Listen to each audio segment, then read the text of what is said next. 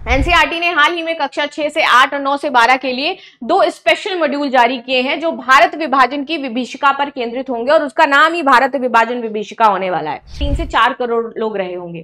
क्या उन लोगों से पूछा गया था कि हम तुम्हारे बीच में दीवार खींच रहे हैं?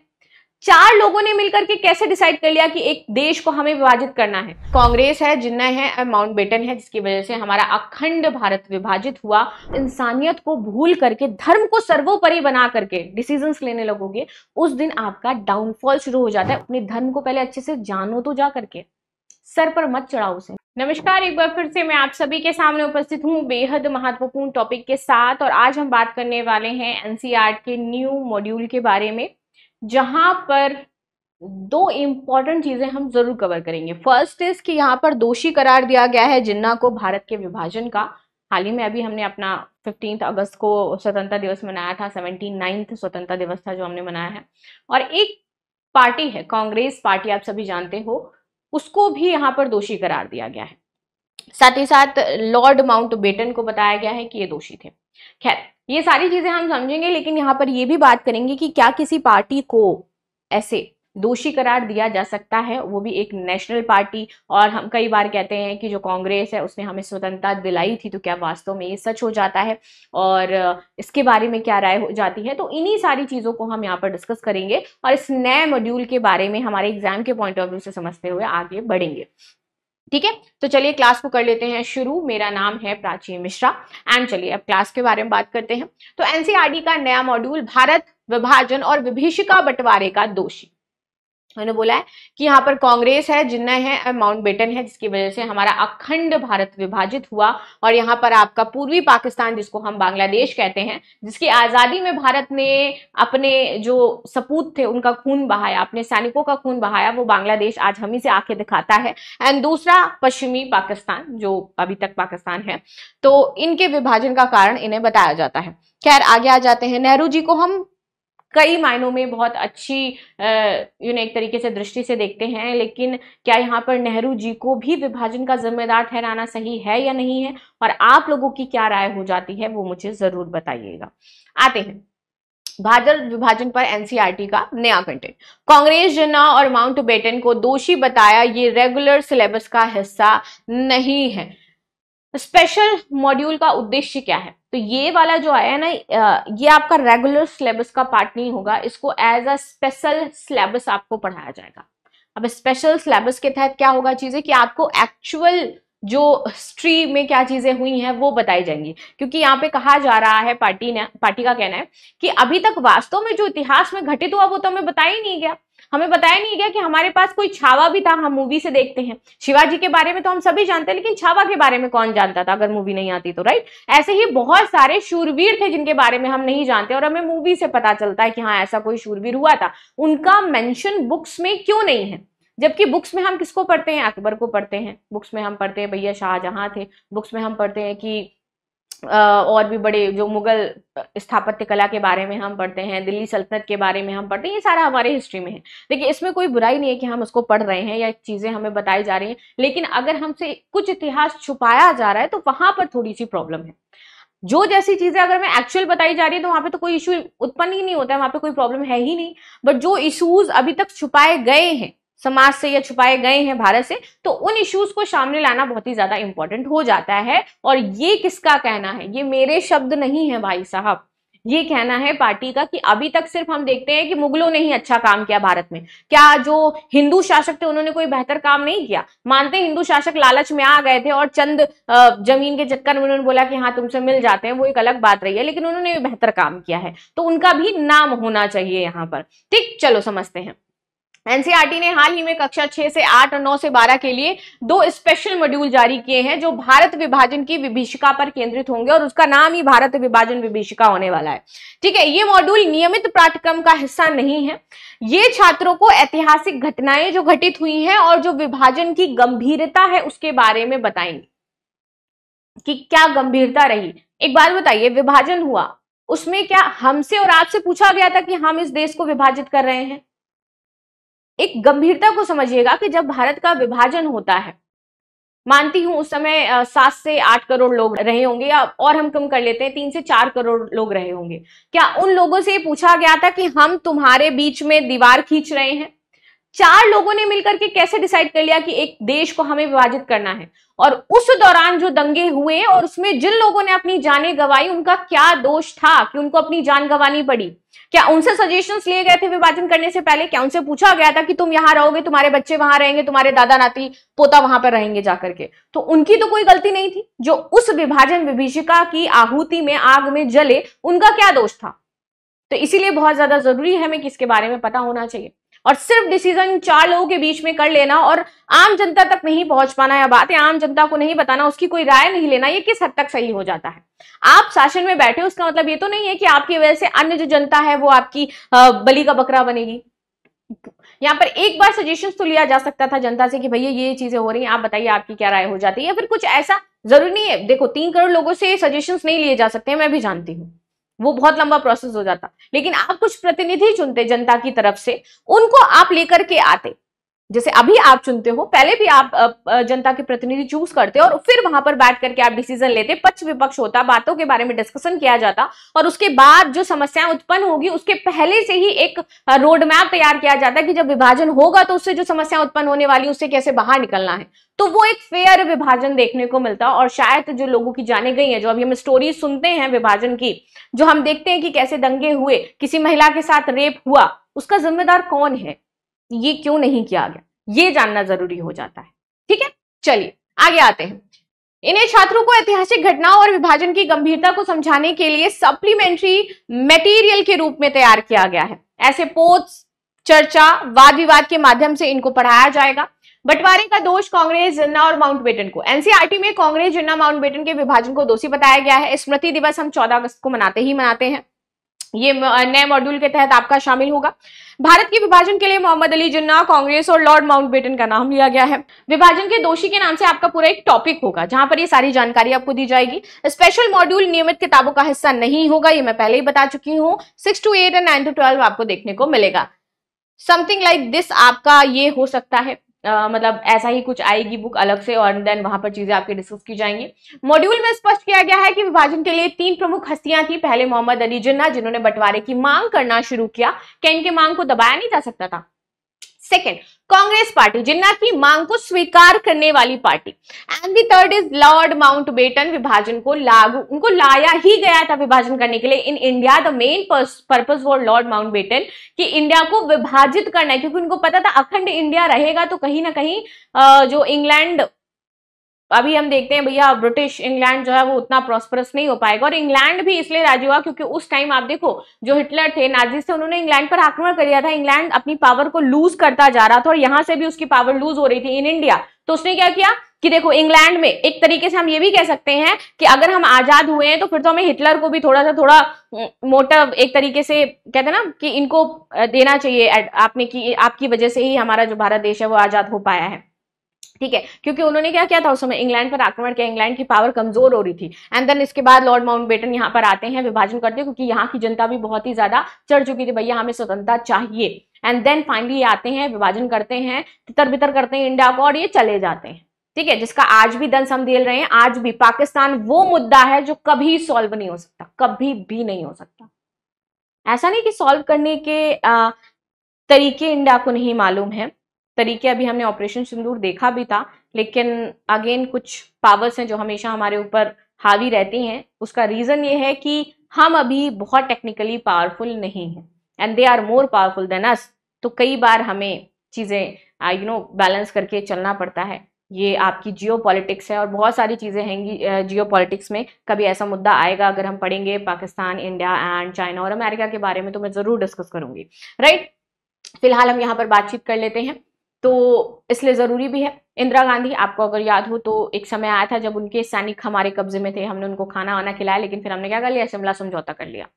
हम चाहते तो उस समय पाकिस्तान को ले सकते थे, लेकिन वो हमारी सबसे बड़ी भूल थी कि हम वहां पर अपने अकॉर्डिंग उस समझौते को नहीं मोड़ पाए। और आज भी वो पाकिस्तान हमें दंश देता रहता है, आज भी वो पाकिस्तान हमें परेशान करता रहता है, आज भी निर्दोष लोगों की जानें जाती रहती हैं, आज भी पहलगांव हमले जैसे आतंकी हमले भारत में होते रहते हैं। ये क्या था, ये था जो अभी हम पढ़ रहे हैं। ठीक है, इस शीर्षक से मॉड्यूल को विभाजन दोषी के अंतर्गत शामिल किया जाएगा। ये देखिए, ये है उस दौरान, ये चित्र में आप देखो, ये आपको कुछ कुछ इमेजेस दिखाई दे रही होंगी। ये जो लोग मरे पड़े हैं, इनके जिम्मेदार कौन हैं?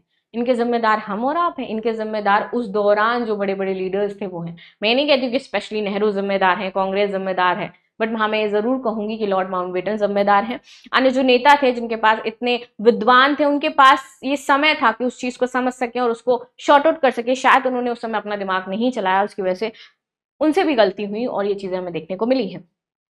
आगे आते हैं, डायरेक्ट एक्शन डे 16 अगस्त 1946। डायरेक्ट एक्शन डे जिसे 16 अगस्त हड़ताल भी कहा जाता है, 16 अगस्त को 1946 को मणिपुर और भारत में मुस्लिम लीग द्वारा आयोजित किया गया था। अभी तक कितने सारे लोगों को पता है कि 16 अगस्त को हम हड़ताल या फिर डायरेक्ट एक्शन डे बोलते हैं? ठीक है, इसका उद्देश्य था कि भारत के मुसलमानों के लिए अलग राष्ट्र पाकिस्तान की मांग को बढ़ावा दिया जाए।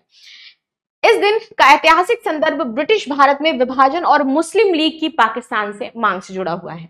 कारण क्या था? तो मुस्लिम लीग है, इन्होंने महसूस किया कि हिंदू बहुल भारत में मुसलमानों की सुरक्षा और राजनीतिक अधिकारों की गारंटी नहीं है। क्या वाकई आज के भारत में हमें लगता है कि मुसलमानों की सुरक्षा नहीं हो पा रही है? देखो, बी फ्रैंकली बताना, आपको क्या लगता है कि देखो, राजनीति तो हम सभी जानते हैं कि धर्म के अकॉर्डिंग होती है, उसमें तो कोई दो राय ही नहीं है। लेकिन उसके इतर अगर हम जाकर के बात करें तो अल्पसंख्यक जहां पर हिंदू हैं और अल्पसंख्यक इन इंडिया जहां पर मुस्लिम हैं, दोनों में आपको ह्यूज डिफरेंस देखने को मिलेगा कि वो फिर भी स्वतंत्र हैं, अपने अकॉर्डिंग चीजें कर पा रहे हैं। वहीं अगर आप पाकिस्तान जाइए या बांग्लादेश की स्थिति देख लीजिए जाकर के, कितने सारे हिंदुओं की यहाँ पर हत्या करी गई थी, बहुत सारी प्रॉब्लम्स क्रिएट हुई थी ना।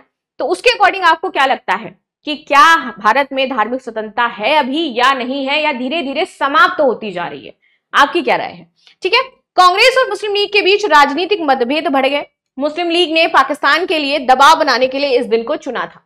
प्राधिकरण का कार्य, घटना देखो, इस दिन कोलकाता, जब कलकत्ता था ये, तो बड़ी सांप्रदायिक हिंसा हुई। हिंसा में हजारों लोग मारे गए और लाखों लोग विस्थापित हो गए। अब इसमें किसकी गलती थी? क्योंकि पार्टीज तो कहेंगी हमारी गलती नहीं है, हमने तो चंद एक कागज पे साइन कर दिया। और आप, इन करोड़ों लोगों की किस्मत का फैसला 4 लोग, आज के हम और आप, हम क्या करना चाहते हैं कोई फैसला नहीं कर सकता। और उन लोगों के जीवन का फैसला हो गया कि विभाजित कर दिया गया उनको, और उनकी क्या हो गई? मृत्यु हो गई। उस दौरान लोग विस्थापित हुए, जिसका दंश वो आज भी झेलते हैं। ठीक है, हिंदू और मुस्लिम समुदाय के बीच टकराव चरम पर पहुंच गया था। ये दिन कोलकाता नरसंहार के रूप में भी जाना जाता है। ना जाने कितने सारे लोगों की मौतें हुई थी, कितने जो महिलाएं थी उनके साथ अभद्रता की गई, कितने बच्चे अपने माँ बाप से अलग हो गए। दैट वाज द डे जहां पर सिर्फ कुछ लोगों की वजह से, एक पेपर के साइन की वजह से ये सारी समस्याएं देखने को मिली। परिणाम, इस हिंसा ने भारत विभाजन की जो प्रक्रिया थी उसको तेज किया। हिंदू मुस्लिम संबंधों को गहरा अविश्वास उत्पन्न हुआ और मुस्लिम लीग की पाकिस्तान मांग को और भी ज्यादा मजबूत कर दिया गया। और उसके बाद से ही ये जो एक बीज बोया गया वो शायद आज दिन तक खत्म नहीं हो पा रहा है। आज दिन तक हम देखते हैं कि बहुत अलग नजरिए से मुस्लिम और हिंदू समुदाय कई जगह देखे जाते हैं। हाँ, कुछ मूवी मिसालें पेश करी जाती हैं, पर आज भी हम कोर्ट में मंदिर और मस्जिद के मुद्दे लेकर के जाते रहते हैं। देखिए, अपने धर्म के प्रति सत्य रहना, उसमें कोई बुराई नहीं है, बहुत अच्छी चीज है कि हम अपने धर्म का सम्मान करते हैं।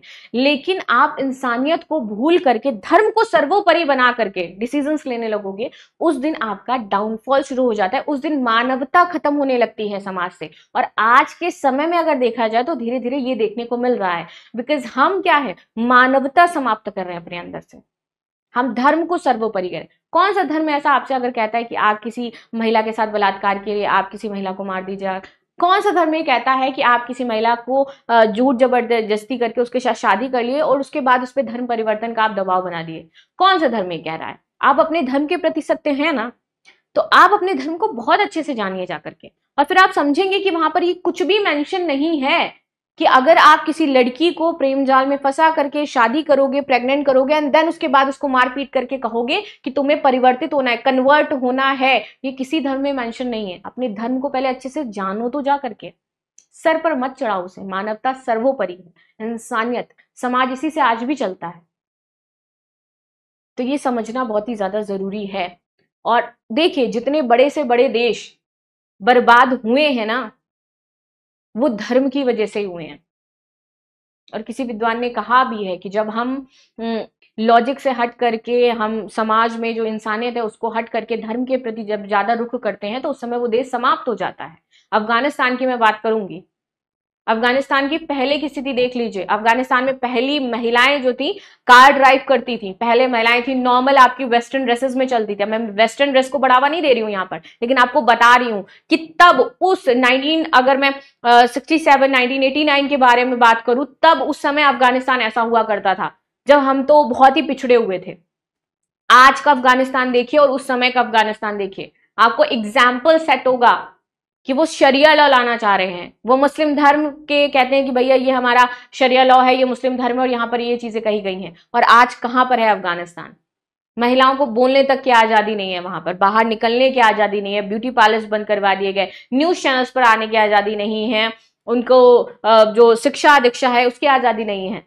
आप ईरान को देख लीजिए, इराक को देख लीजिए, अफगानिस्तान को देख लीजिए, ऐसे बहुत सारे एग्जाम्पल है जो मैं आपको एट दैट पॉइंट दे सकती हूँ, लेकिन आपकी समझ में आना चाहिए। This is the important thing, right? तो धर्म को सर्वोपरि रखना है, अपने अंदर रखो कि हाँ मेरा धर्म सर्वोपरि है, मैं मानता हूं अपने धर्म को, लेकिन जो कट्टरता है और जो छल कपट ये सारी भावनाएं हैं उससे इतर होकर के आप इंसान को इंसान के तौर पर जानने का प्रयास करिए, वो ज्यादा बेहतर रहता है। खैर आगे बढ़ते हैं, आगे देखते हैं यहां पर माउंटबेटन योजना 3 जून 1947 की बात करते हैं। माउंटबेटन योजना आती है 3 जून को। 3 जून की इस योजना के नाम से हम इसको जानते हैं। 3 जून 1947 को ब्रिटिश सरकार द्वारा प्रस्तुत की गई थी। इस योजना का उद्देश्य था कि भारत की स्वतंत्रता और विभाजन की रूपरेखा तैयार करना, यानी कि हमें स्वतंत्रता तो मिली लेकिन उसके लिए हमने बहुत बड़ी कीमत चुकाई कि हमने अपने आप को बांट दिया।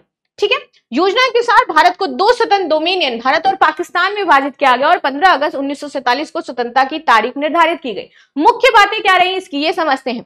विभाजन, ब्रिटिश भारत को 2 स्वतंत्र डोमिनियन भारत और पाकिस्तान में विभाजित किया जाना था।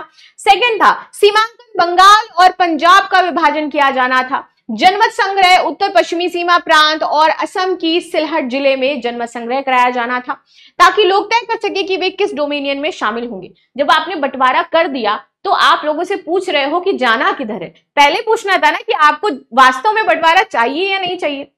तो आपको लगेगा कि भैया तो फिर आंदोलन क्यों हो रहे थे? आंदोलन इसलिए हो रहे थे क्योंकि पहले जिन्ना ने इसकी शुरुआत करी थी, जिन्ना ने लोगों के मन में फूट डाली एंड देन उसके बाद ये सारी चीजें शुरू हुई थी।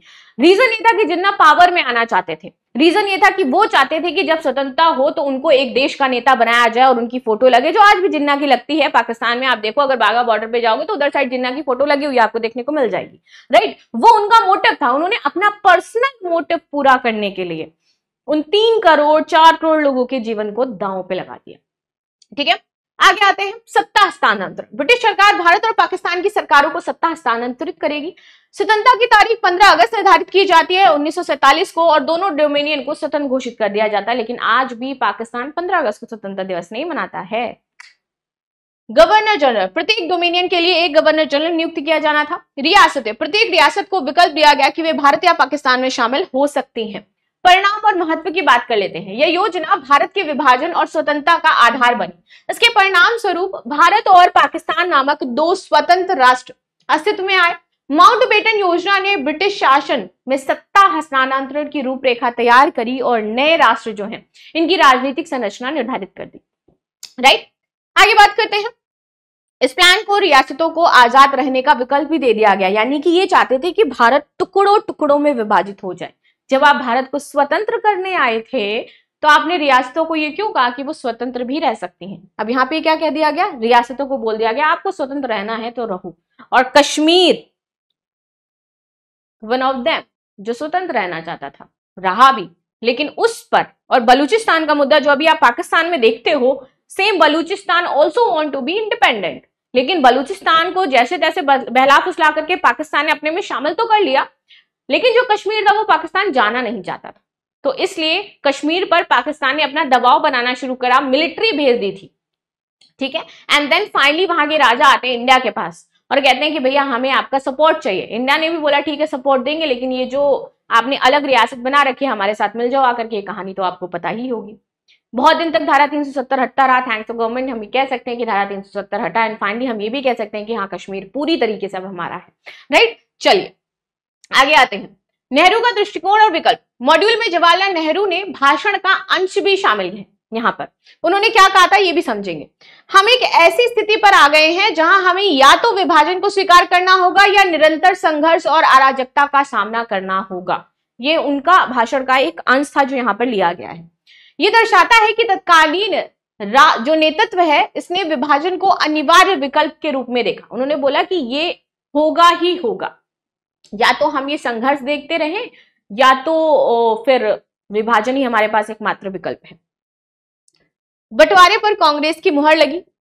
इस तरीके से पूरी आपकी जो एक पैटर्न है वो रहने वाला है, जहां पर ये बताया जाएगा मुस्लिम बहुल पूर्वी बंगाल को आजाद बांग्लादेश बना दिया गया, हिंदू बहुसंख्यक पश्चिमी बंगाल भारत में रहा। ठीक है, विभाजन का प्रभाव और कश्मीर की स्थिति। 1947 to 1950 बात करते हैं तो विभाजन में कई गंभीर परिणाम उत्पन्न हुए। विभाजन विभीषिका स्मृति दिवस हम मनाते हैं। 2021 में भारत सरकार ने हर साल 14 अगस्त को विभाजन विभीषिका स्मृति दिवस के रूप में मनाना शुरू किया है। ये इंपॉर्टेंट हो जाता है डे, जरूर याद रखना आप लोग। आगे आते हैं, विभाजन की पीड़ा और बलिदान को यहाँ पर याद किया जाता है। आने वाली पीढ़ियों को सांप्रदायिक सद्भावना और राष्ट्रीय एकता का संदेश दिया जाता है। विभाजन के समय अपनी जान गंवाने वालों और जड़ों से विस्थापित होने वाले लोगों को उचित श्रद्धांजलि दी जाती है। राष्ट्रीय एकता पर असर। भारत की भौगोलिक और राजनीतिक एकता इससे प्रभावित हुई। सीमाओं पर तनाव उत्पन्न हुआ। शत्रुतापूर्ण सीमाएं और विवादित क्षेत्र बने जो आज तक हल नहीं हो पाए। सामूहिक हत्याएं और विस्थापन हुआ। लाखों लोग पलायन कर गए और हिंसा का शिकार हुए। सांप्रदायिक अविश्वास उत्पन्न हो गया जो आज तक मौजूद है। हिंदू मुस्लिम हम आज भी करते हैं। अर्थव्यवस्था का पतन हुआ। पंजाब और बंगाल की आर्थिक स्थिति बुरी तरीके से प्रभावित हुई।